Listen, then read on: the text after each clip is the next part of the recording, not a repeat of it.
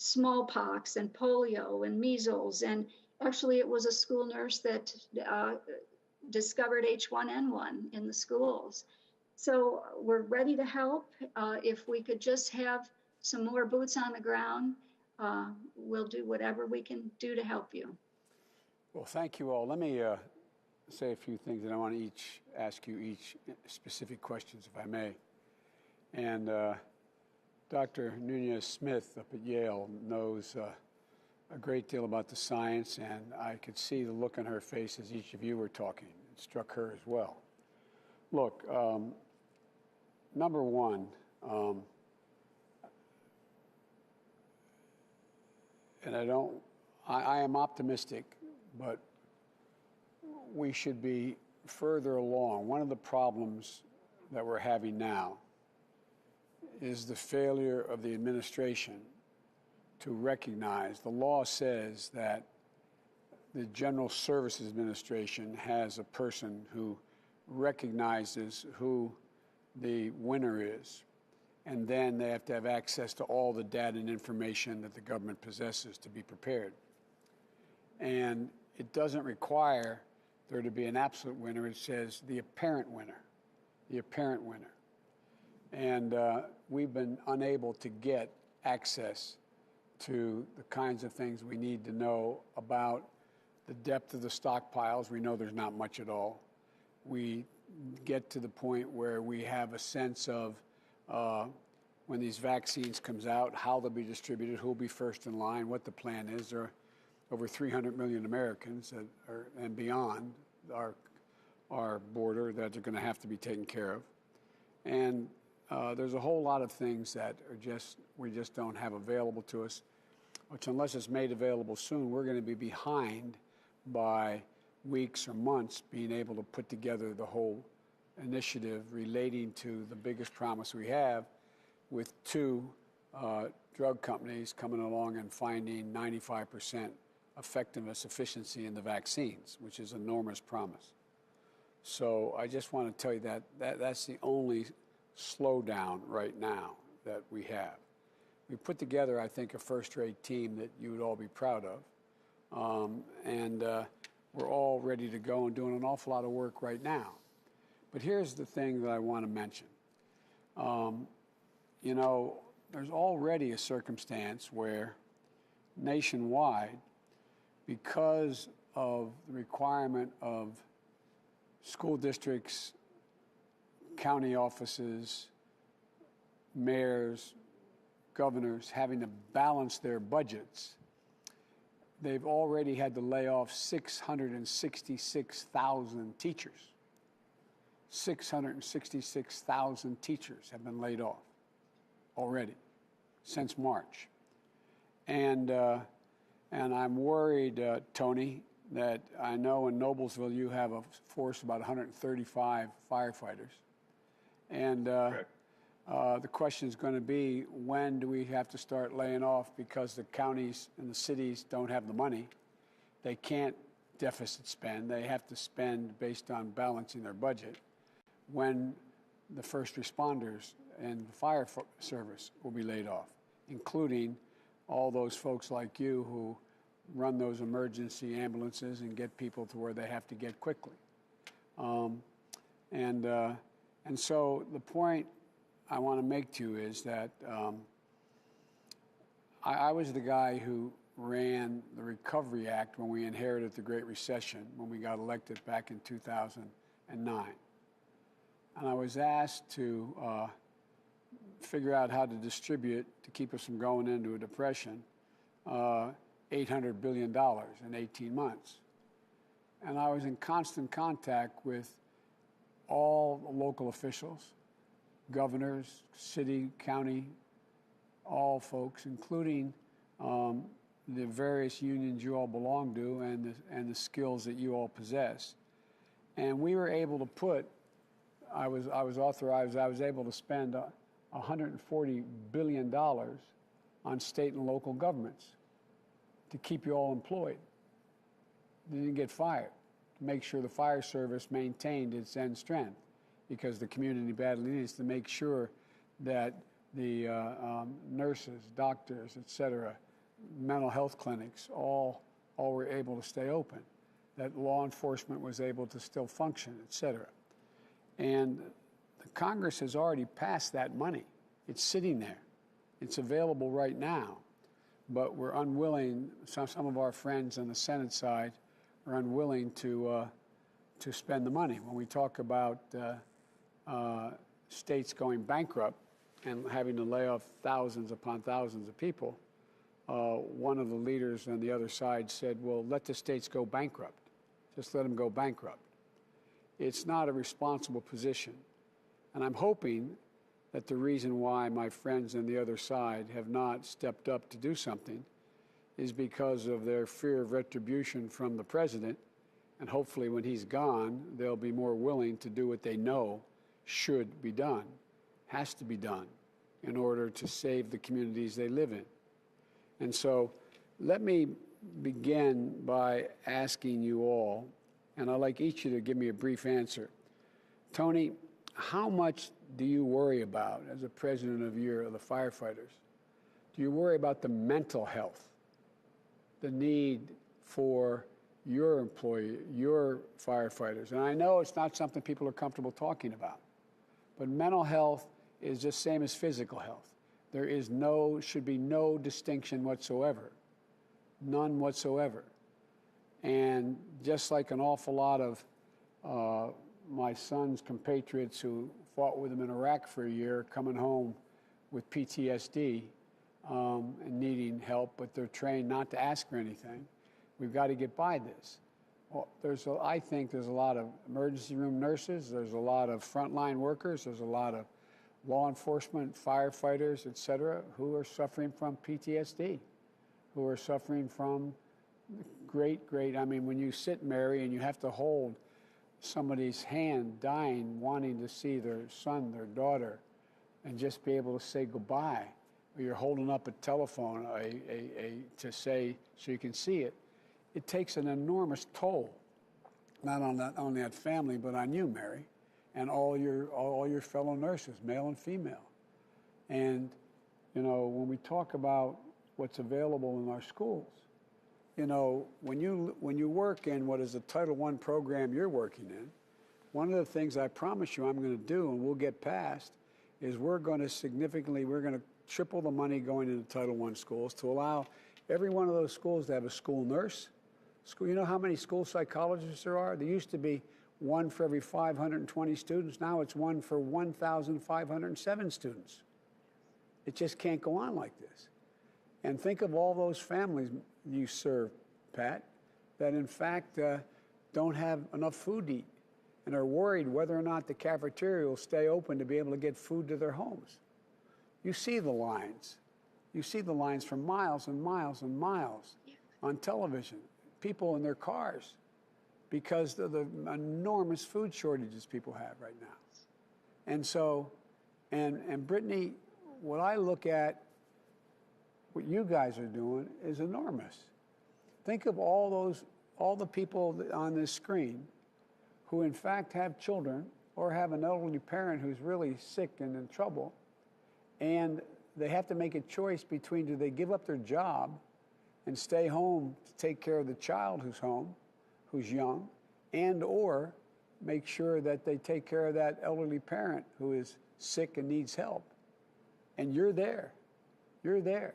No, I really mean it. I'm not being solicitous. You know, my dad was in hospice at my home, and my mother as well later. I watch it. I had great family, and I had an income as a U.S. Senator. But I thought of all those people that I know who had to make a choice. Do they eat or take care of by keeping their job? Or do they take care of their child or take care of their elderly parent? And so there's a lot of things we can do and we can easily afford to do as a nation. But let me ask a couple specific questions.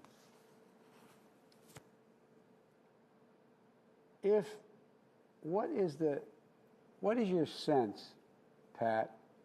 And tell me about what you call your Corona crew. What's your Corona crew? Because I read the background on this. Talk with me about it for a minute.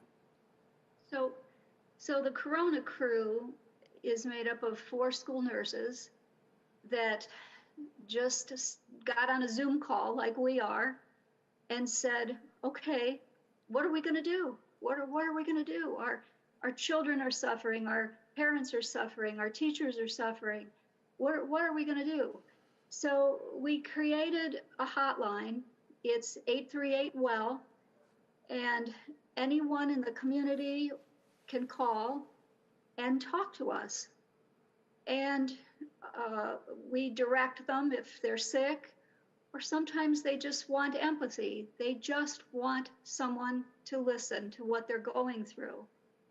And we're, of course, now with the increase in the virus, we need to put more nurses on it, and we are. But from that, we've been able to collect data, and we share it with the health department, and we have a plan to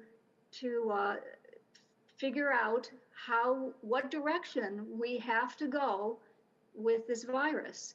We are taking a lot of calls from children. I had a call the other day. The child said, I have a fever. My mother said, take some Tylenol. I have to go to work. Most of our parents, I would say all of our parents, are essential workers. So the children are home and they're trying to do remote learning, and some of them are sick. And so we called this child's mother, and we were able to get her tested, and she was positive. And that's how we're trying to help the people in our community. Mary, let me ask you a question. Mary, you talked about the hospitals administrators not stepping up. Can you tell me a little more about that from your perspective? You know, first I will say at our hospital that we're down to the two shifts that we were in 95. And we're level 1 trauma. And they have tried to bring down the numbers, because we started off back in February wearing our N95s 10 times, 10 shifts. So they have tried. But this is where the lack of a federal plan has really hurt the states. I mean, I'm on the governor's task force in Minnesota. And so I know all about when we had shipments of 1 million N95s coming our way, and all of a sudden they were sidetracked and they didn't come. Yep. And so I have to place the blame on the lack of our hospitals being able to get secure supply lines. Okay.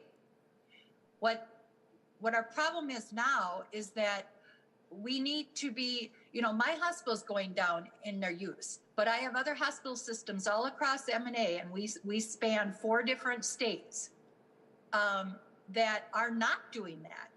You know, nurses that are still wearing it 10 times a piece, hospitals that aren't doing universal masking. Every person in a hospital should be wearing some kind of personal protective equipment. I mean, everybody, the housekeepers, the food service, everybody. From the moment you get out of your car, you should be wearing personal protective equipment. That's not happening.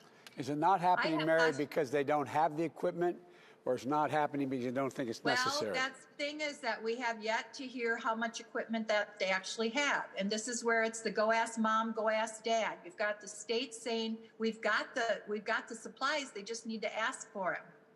And then, you know, so that's the transparency is what we need. We need a transparency as far as how you're going to handle elective surgeries and all the COVID patients at the same time. We need transparency on how much staffing we have. What's it going to look like? When are we going into a surge plan? This is a lot of our anxiety, is the not knowing what the plan is. All right, I understand that. I have my son-in-law is a surgeon in Philadelphia at one of the major hospitals, and they're going through similar crises, but it's mainly because not being able to access PPE. And the idea that hospitals should have to compete with one another to get PPE is bizarre. That shouldn't happen at all. Let me ask you, another question, if I may.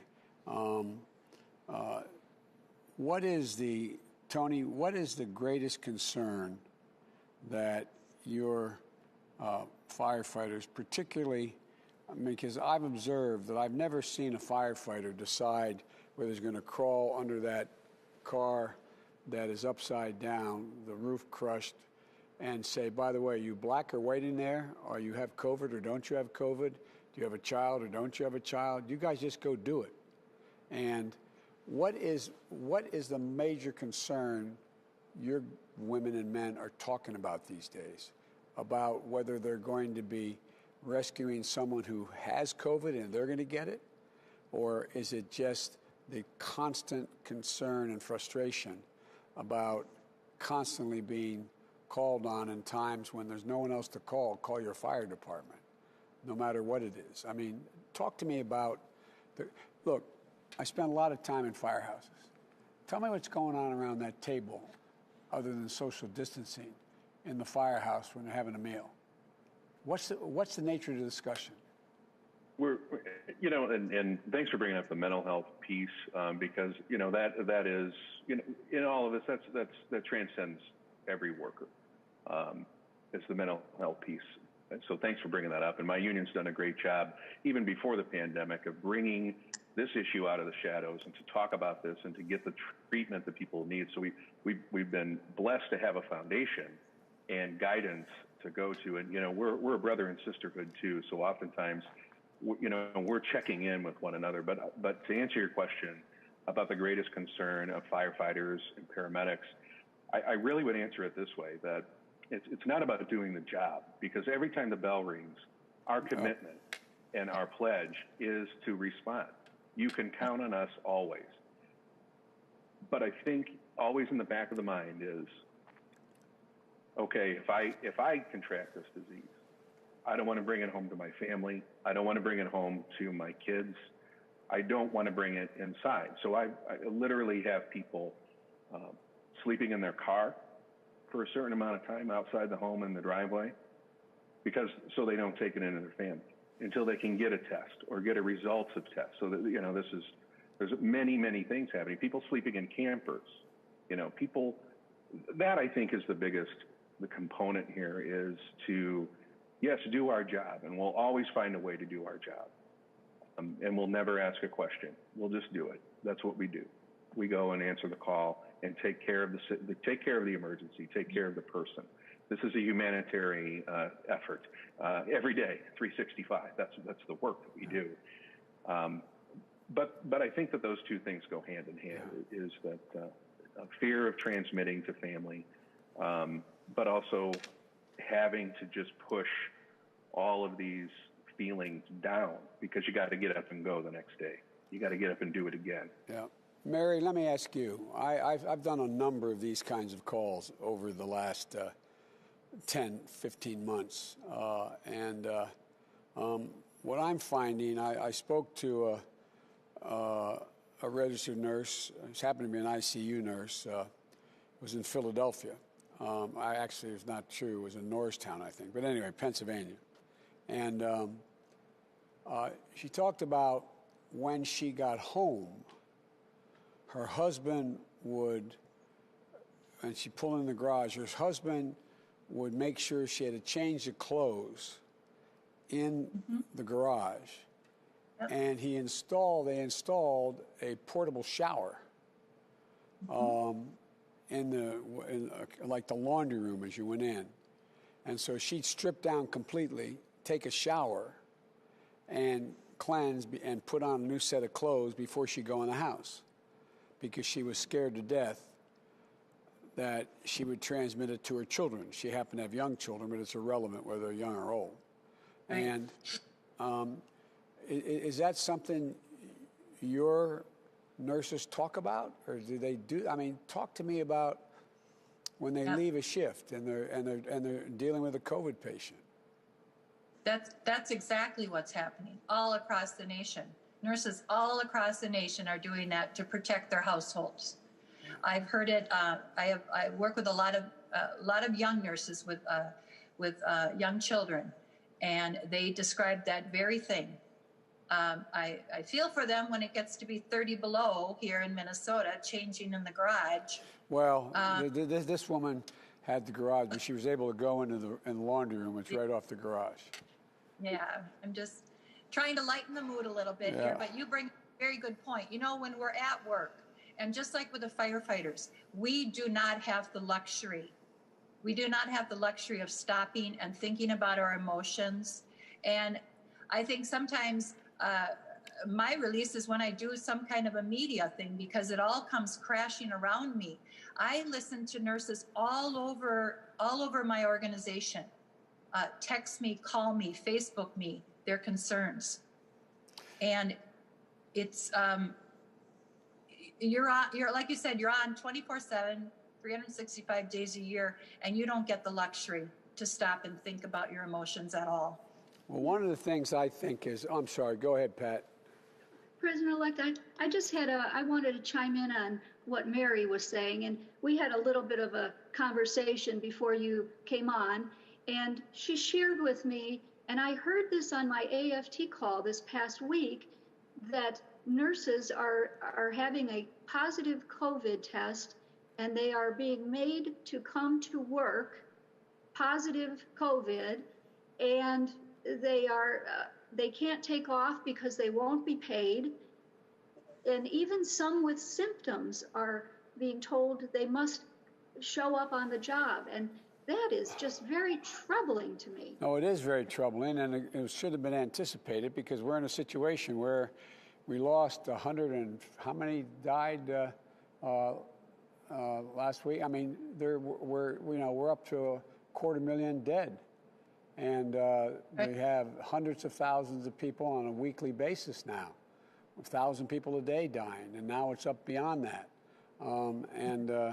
And so there's just such an overwhelming shortage. And look, one of the things, I'm keeping you all awfully long here, and I'm going to end this, but look, one of the things that I have concluded in the team that we put together, I've been for the last 7 months, 3 times a week, getting an hour-and-a-half brief from some of the leading docs in the country on a regular basis about the state of play that day, that week, exactly who's sick, where, how, why, et cetera. And one of the things that we should be investing our money in is finding out how to get and quick turnaround testing available.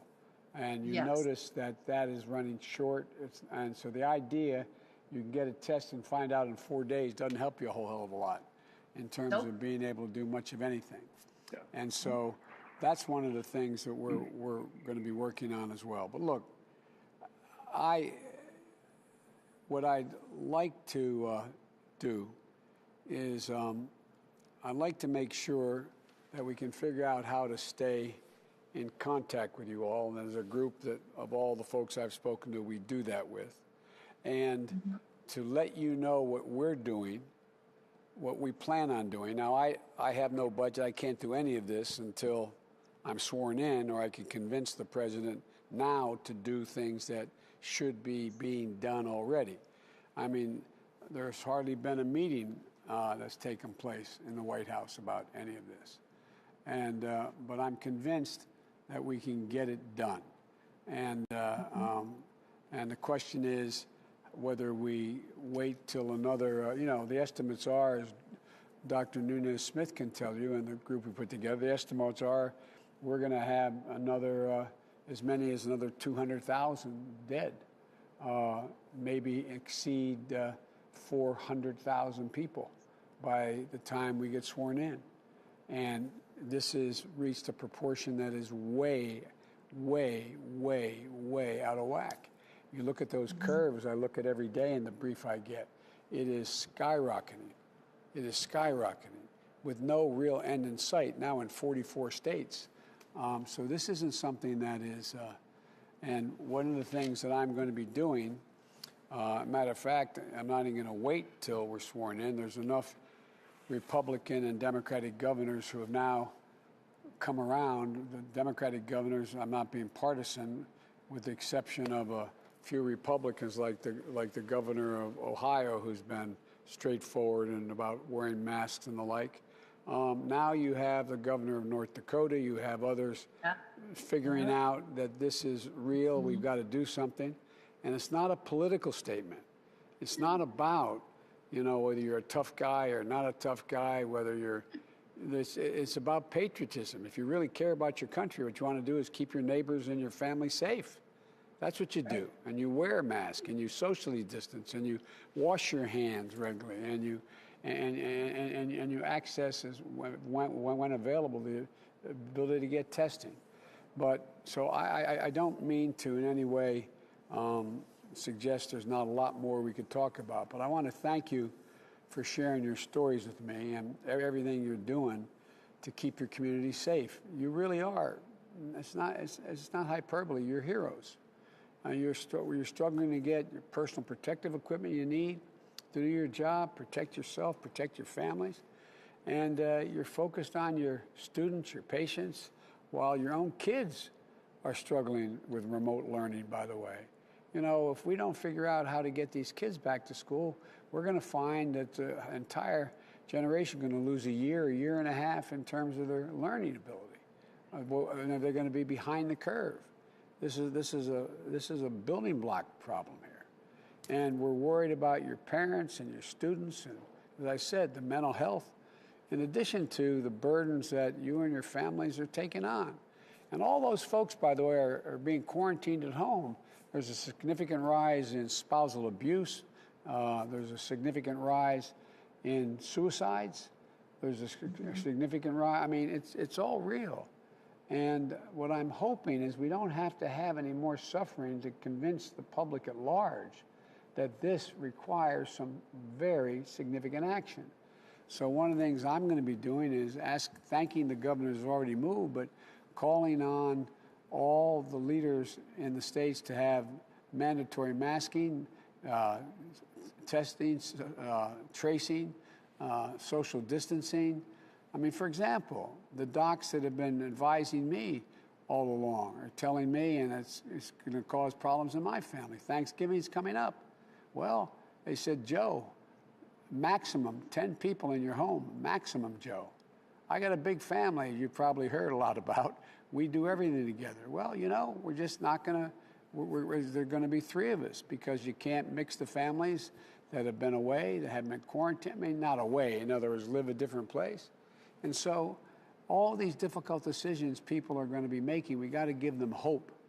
We got to give them hope. And I believe there is reason for optimism. Granted, it could come quicker if we'd move quicker, but there is hope on the way. Not because of me. I'm not like, hope's on the way. But there's a realization that's coming upon everyone. And I promise you, I will be using the Defense Authorization Act. I will be using the bully pulpit. The words of a president matter, whether they're good, smart, bad, or good. I mean, a president can make a market climb or cause it to fall, can send people to war, can bring peace. The words of a president matter. And I promise you, I'm going to be echoing to the public as President of the United States and as the putative President of the United States, all that you've been talking to me about. All you've been talking to me about. And it does matter. It does matter if, in fact, you all and the organizations you belong to, let your local officials know. Contact them. Write them. Let them know, Republicans and Democrats, that what you want to see done. It will, I believe, change. You're all making extraordinary sacrifices, and you're bearing a significant amount of the stress, and that is worsened by, I think, the mismanagement of this virus thus far. And I want you to know first and foremost how grateful, and I mean this from the bottom of my heart, how grateful I personally am, and my family is to all of you. All of you. You've done so damn much. And I want to thank you, and as president, I'm going to fight as hard as I can, as hard as you're fighting for your communities. And we're going to make sure that you get the personal protective equipment you need. We're going to make sure you have paid sick leave. We're going to make sure that you can care for your families. I mean this sincerely. We're going to make sure we don't just praise you, but we actually pay you. And we're going to protect your right to collective bargaining and form a union. And we're going to lead a robust and aggressive effort to control the virus. And we're going to provide cities, states, schools, businesses with federal guidance on operating. There is no one single place anybody can go to get the kind of guidance they need, whether it's opening a school or maintaining access to health care. And we're going to work like the devil with state and local leaders on mask mandates, as I said, Democrat, Republican, and together we're going to honor the work you're doing and aggressively control this crisis. I promise you that's what I'm going to attempt to do. And when I make a mistake, I'll acknowledge it. I'll take responsibility, because this is like going to war. This is like going to war. You need a commander-in-chief. I'm sure I've watched a lot of presidents in my career. I'll make mistakes, but I promise you, I'll acknowledge them when I make them, as well as I'll take responsibility. So thank you, and as my mother would say, hope you keep me in your prayers, too, that I get it right. Okay? Thank you, President. Thank you. Thank you. Thank you very much.